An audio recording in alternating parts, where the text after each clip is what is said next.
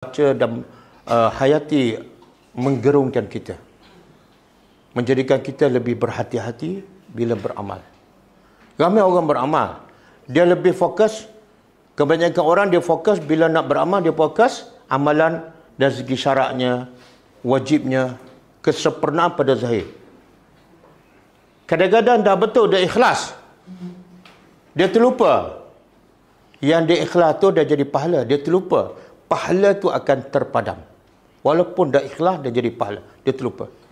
Sebab tu kadang-kadang dia terlupa nak jaga pahala tu sampai mati kekal jadi pahala. Contoh ayat ni Allah kata apa? Wa qadimna, dan kami hadapkan ataupun kami bawa ila ma'amilu, kepada apa yang mereka amalkan, yang mereka rasa amalan baik. Min amalin, daripada mana-mana amalan yang baik.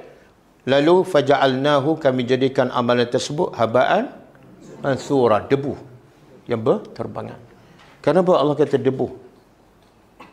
Kenapa Allah tak kata kami jadikannya sia-sia? Tapi Allah kata kami jadikan debu. Mana lebih baik? Allah kata sia-sia ataupun Allah kata kami jadikannya debu? Mana lebih baik? Dua-dua tak baiklah. Ya. Cuma yang lebih apa? Lebih kita terasa beda. Lebih kita kecewa beda.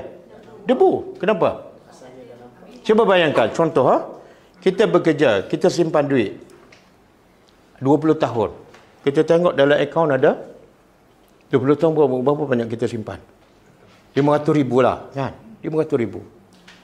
Bila pencen, kita nak buat rumah, kan? Lepas tu bila pergi tengok, semua dalam bank tu jadi debu. Macam mana perasaan kita? Hancur. 30 tahun aku bekerja, aku menyimpan, jadi debu. Tapi kalau jadi debu kat dunia, masih ada tak harapan? Ada. Masih boleh dapat duit zakat. Sebab kita dah miskin masa tu. Tapi kalau amalan hancur kat di akhirat, jadi debu, ada harapan.